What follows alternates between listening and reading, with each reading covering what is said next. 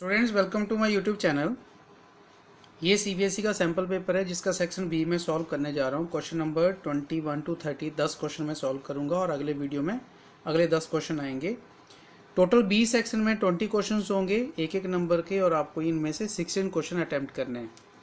तो question number 21 है कि if sum of two numbers is 1215 and their HCF is 21 then the possible number of pairs of such numbers are. तो कितने pairs बनेंगे कि दो नंबर हैं जिनका सम जो है वो 1215 है और उनका जो एचसीएफ है वो 81 है।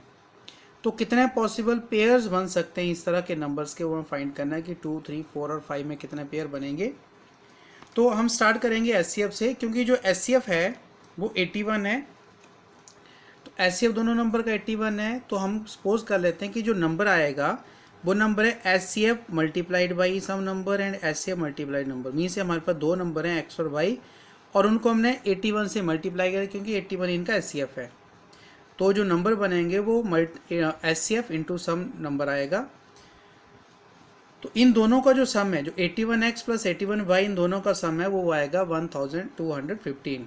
तो यहाँ से हमारे पास x प्लस वाई जो है वो हमारे पास आ गया 15। मीन्स जो नंबर है अगर हम एच सी एफ को निकाल दें तो हमारे पास जो दोनों नंबर का सम है वो 15 होना चाहिए। अब ये जो दो नंबर्स हैं जिनका सम 15 होना चाहिए, अभी किस तरह के ऑप्शन बन सकते हैं? ये 1 और 14 भी हो सकता है, 2 और 13, 4 और 11, 7 और 8, 3 और 12, 5 एंड 10 एंड 6 एंड 9। तो इनमें से कितने ऑप्शन होंगे? देखिए हमारे पास अगर देखें तो हमारे पास यहाँ पे 7 ऑप्शन बन रही हैं कि ये जो x और y है, जो हमने फिलहाल एचसीएफ को निकाल के किया है कि x और y वो हमारे पास 7 ऑप्शंस हैं, तो इनमें से कौन सी सही है वो हमें चेक करनी है। एचसीएफ 81 होना चाहिए, 81 के अलावा कोई भी एचसीएफ नहीं होना चाहिए। तो ये जो दो नंबर हैं ये हमारे पास एक्स और वाई जो वो को प्राइम होने चाहिए। को प्राइम के अलावा होंगे तो एचसीएफ बदल जाएगा। जैसे यहाँ पे 1 और 14 जो को प्राइम है, 3 और 12 का एचसीएफ ऑलरेडी हमारे पास 3 आ जाता है। तो इसलिए 3, 12, 5, 10 और 6, 9 ये वाले नंबर जो वो इसमें इन्वॉल्व नहीं होंगे। तो ये हमारे पास 4 पेयर बनेंगे जो को प्राइम नंबर होंगे। तो यहाँ पे जो हमारे पास आंसर आएगा कि इसके 4 पेयर्स होंगे इस तरह के। अगला क्वेश्चन है कि given below is a graph representing two linear equations of lines A B and C D respectively. What is the area of the triangle form by these two lines and the line x equal to 0। तो इन दोनों जो a और b के बीच में और x equal to 0 के बीच में जो ग्राफ बनेगा, वो जो ट्रायंगल बनेगी, हमें उसका एरिया फाइंड करना है। तो अगर हम ए बी देखिए, ए बी हमारे पास है, ए बी ये वाली लाइन बन रही है और जो सी डी है वो ये वाली लाइन बन रही है और x इक्वल्स टू 0 का मतलब है वो y एक्सिस की बात कर रहा है। तो y एक्सिस के बीच में और इन लाइंस के बीच में ट्रायंगल बनेगी, वो बनेगी ए सी डी। तो इस ट्रायंगल का एरिया फाइंड करने के लिए हम इसको ए डी को बेस मान लेंगे जो हमारे पास है 1, 2, 3, 4, 5, 6 यूनिट, और जो यहाँ से जो ये सी से नीचे हम परपेंडिकुलर ड्रॉ करें तो इसकी हाइट हो जाएगी जो 2 यूनिट्स है। तो एरिया ऑफ ट्रायंगल जो आएगा वो हमारे पास आएगा half into base into height, half into 6 into 2 जो हमारे पास आएगा 6 स्क्वायर यूनिट्स। इसका जो आंसर हमारे पास आएगा वो है 6 स्क्वायर यूनिट, इसकी सी ऑप्शन होगी। अगला जो क्वेश्चन है कि हमारे पास है if tan alpha plus cot alpha equals to 2, तो हमें tan 20 अल्फ़ा प्लस कॉट की जो पावर है 20 अल्फ़ा ये हमें फाइंड करने हैं। तो अगर देखें यहाँ पे कि tan alpha plus cot alpha 2 कब हो सकता है, यहाँ पे हम सीधे हिट एंड ट्रायल एंगल की हम बात करेंगे। हम एंगल एज्यूम करेंगे कि हम अल्फ़ा कौन सी वैल्यू लें अल्फ़ा, ताकि tan अल्फ़ा और कॉट अल्फ़ा को मिला के 2 बने। तो अगर आपको याद होगा तो tan 45 1 होता है और cot 45 भी 1 होता है। तो इसका मतलब हो गया कि अल्फ़ा अगर हम 45 यूज़ करते हैं तो यहाँ पे दोनों की वैल्यू 1 हो जाएगी। मीन्स अगर यहाँ पे 45 होगा तो अल्फ़ा हमारे पास 45 आ गया। तो सिमिलरली यहाँ पे भी अगर हम 45 यूज़ करते हैं तो हमारे पास ये आंसर आएगा कि tan alpha plus cot alpha equals to है। तो अल्फ़ा अगर हम 45 यूज़ करते हैं तो यहाँ पे tan अल्फ़ा 1 और ये tan 45 1, कॉट 45 1 हो जाएगा। तो इसी तरह से अगर हम tan raise to power 20 alpha plus cot raise to power 20 alpha को यूज़ करें तो उसका लिख सकते हैं tan alpha raise to power 20 plus cot alpha raise to power 20। दोबारा अगर 45 यूज़ करें तो 1 + 1, क्योंकि 1 की पावर जितनी मर्जी हो 1 ही रहेगा, तो इसका जो आंसर आएगा वो भी हमारे पास 2 आएगा। तो इसका आंसर हमारे पास 2 है, मीन्स इसमें ऑप्शन बी आएगी। क्वेश्चन नंबर 24 है, give 217x plus 131y equals to 913 and 131x plus 217y equals to 827, तो x प्लस वाई कितना होगा।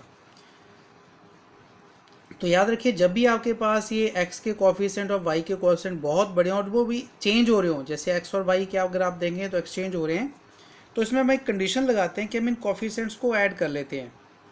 जैसे हम हमारे पास आएगा यहाँ पे 217x प्लस 217 है 113y इक्वल्स टू 913 और 131x plus 217y equals to 827। तो हम इनको ऐड करेंगे, हम इन दोनों इक्वेशंस को ऐड करेंगे। तो ऐड करके हमारे पास आएगा ये हो गया 348x, तो ये भी 348 ही आएगा। y इक्वल्स टू इनको ऐड करेंगे तो 1740 आ गया। और अगर आप 348 कॉमन ले लेंगे तो हमारे पास आएगा x plus y equals to, ये डिवाइड हो जाएगा इस तरफ तो 5, तो means sum of x and y, x और y का जो सम है वो हमारे पास आएगा 5। तो इसमें जो ऑप्शन है वो ए ऑप्शन है। क्वेश्चन नंबर है 25 की LCM of 2 prime number p and q, हमारे पास 2 प्राइम नंबर हैं और उनका जो एलसीएम है वो 221 है। तो हमें वैल्यू फाइंड करनी है 3p माइनस q की। तो को प्राइम, क्योंकि हमारे पास ये प्राइम नंबर्स हैं, तो प्राइम नंबर्स का जो एलसीएम उनका प्रोडक्ट होता है, तो इसको हम इस तरह से सॉल्व करेंगे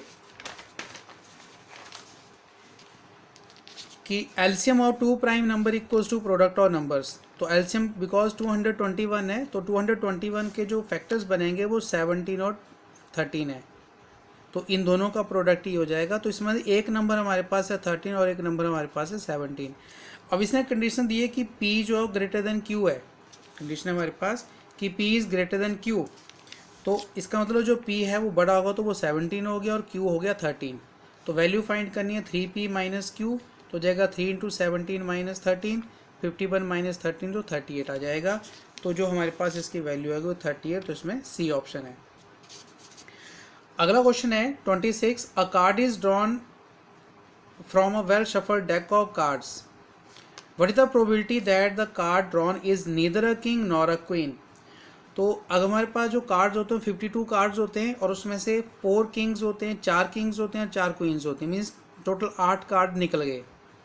तो जो हमारे पास बचे, तो 8 कार्ड अगर हम निकाल देते हैं तो हमारे पास 52 कार्ड्स में से 8 निकाल दें 44 कार्ड्स बचेंगे।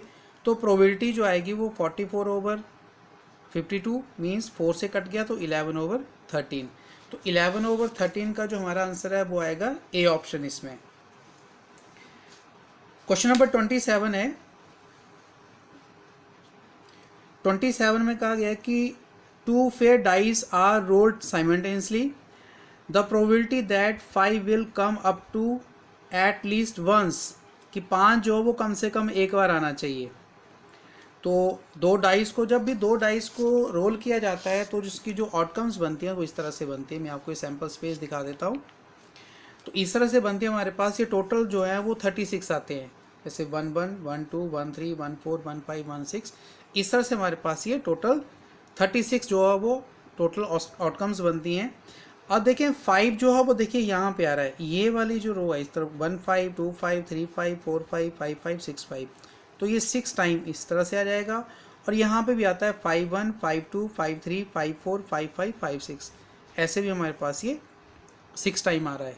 लेकिन जो 5 5 है वो 2 बार आ रहा है, तो इसको हम एक ही बार कंसिडर करेंगे। जो टोटल आउटकम हमारे पास आई वो 11 आएंगी, 11 टाइम 5 6 ऐसे हो गया और ऐसे 5 हम लें, क्योंकि जो रिपीट होगा उसको हम एक ही बार कंसिडर करेंगे।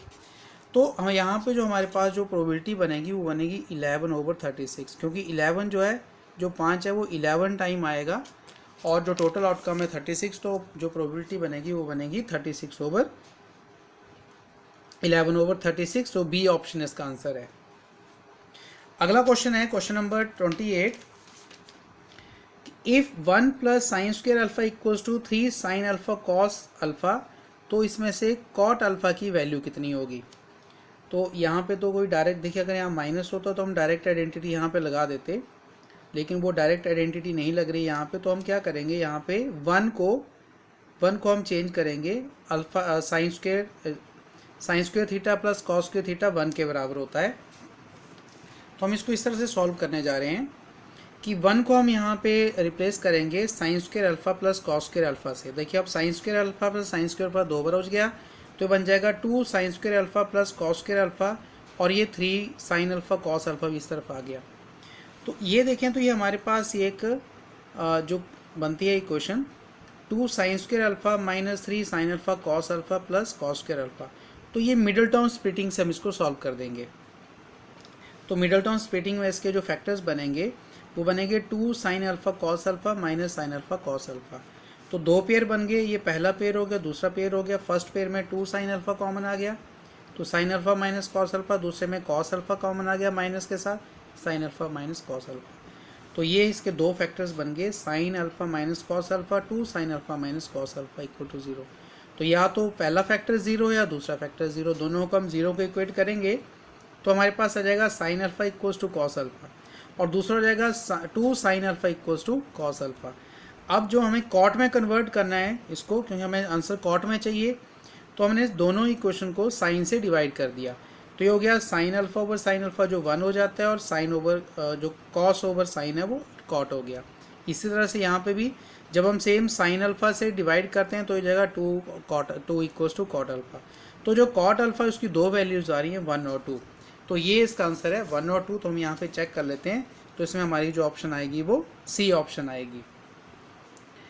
क्वेश्चन नंबर 29 है, the vertices of a parallelogram in order are A B C D, जिसके कोऑर्डिनेट्स में हमें गिवन है, देन एक्स और वाई की वैल्यू कितनी होगी। क्योंकि ये पैरेललोग्राम है और इन ऑर्डर है, तो हम इसकी डायग्राम बना लेते हैं यहाँ पे कि ए बी सी डी एक पैरेललोग्राम है, और हमें ये एक्स और वाई जो हैं वो इनकी वैल्यूज़ फाइंड करनी है। तो हम इसमें डायगोनल ड्रॉ कर लेते हैं। ये डायगोनल हो गया ए सी और ये डायगोनल हो गया बी डी।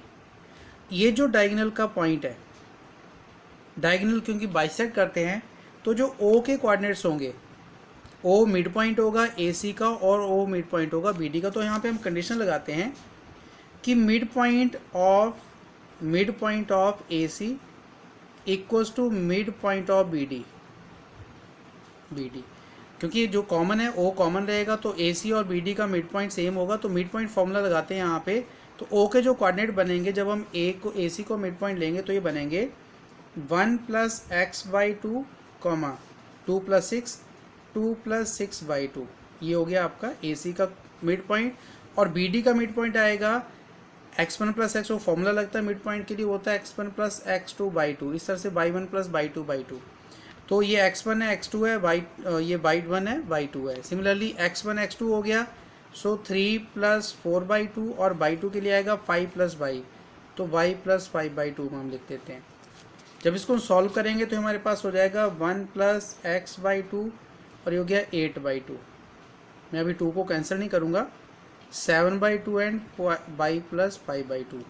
अब ये x का है कोऑर्डिनेट है, तो x के कोऑर्डिनेट के साथ इक्वल हो जाएगा। तो यहाँ से आ जाएगा 1 + x/2 = 7/2, 2 से 2 कैंसिल हो गया, तो x मेरे पास आ गया 6। और y के कोऑर्डिनेट्स को मैं इक्वल करूँगा, तो y + 5/2 = 8/2, 2 से 2 कैंसिल हो गया, तो y मेरे पास आ जाएगा 3। तो इसके जो मेरे पास कोऑर्डिनेट्स आएंगे वो आएंगे 6 और 3, x 6 है और y 3 है, तो 6 और 3। तो मेरे पास यहाँ पे जो ऑप्शन आएगी वो ए ऑप्शन है। अब हम आते हैं लास्ट क्वेश्चन के ऊपर, 30th क्वेश्चन। आगे जो क्वेश्चन है वो अगली वीडियो में मैं डालूंगा कि 10 क्वेश्चन में तो काफ़ी लेंथी वीडियो बन जाएगी।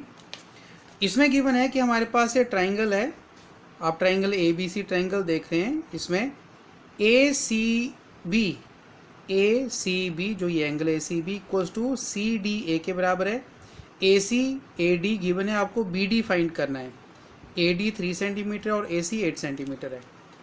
तो मैं इसको यहाँ से आपको शो करता हूँ। ये मैंने जो डायग्राम बनाई है कि इस ट्राइंगल में हमारे पास ए सी बी और सी डी ए जो है ये एंगल इक्वल हैं, और एंगल ए जो है वो देखें दोनों ट्राइंगल में ये एंगल जो कॉमन आएगा। तो एंगल सिमिलरिटी से दोनों triangle A D C ADC और ACB दोनों सिमिलर होगी। तो हमने यहाँ पे CPST लगा दी कॉरस्पॉन्डिंग पार्ट्स के कि AC यहाँ से आएगा AC ओवर AB, तो AC ओवर AB है equals to AD over AC ये इक्वल हो गए, इनकी रेशियो इक्वल आ गई। अगर आप डायग्राम में देखें तो AC हमारे पास 8 है और जो AB है वो AD प्लस BD है, तो इसे मैंने यहीं पे ब्रेक कर दिया AD प्लस BD। AD हमारे पास 3 है और जो AC है वो हमारे पास 8 है। तो जब हम इसको सॉल्व करेंगे तो ये हमारे पास आंसर आ जाएगा। आप कैलकुलेशन देख सकते हैं, क्रॉस मल्टीप्लाई कर दिया, 3 into AD plus BD equals to 8 8 64 हो गया। AD 3 है, उसकी वैल्यू सब्स्टिट्यूट कर दी, 3 3 9 हो गया, 9 प्लस 3 BD इक्वल्स टू 64। तो BD हमारे पास आ गया, ये जो है वो 9 इधर जाएगा तो 55 हो जाएगा, 64 माइनस 9 55, तो BD हमारे पास 55/3 आ जाएगा। तो अगर आप देखें इसका आंसर कौन सी ऑप्शन होगी, 55/4 55/3 55/3 हमारे पास सी ऑप्शन है। तो ये थे हमारे पास 30 तक के इन 3 वीडियोस में, पार्ट 1, पार्ट 2 और पार्ट 3 में 30 क्वेश्चंस हमारे पूरे हो चुके हैं। तो इस तरह से बाकी जो हैं वो अगले वीडियो में आएंगे। Thank you.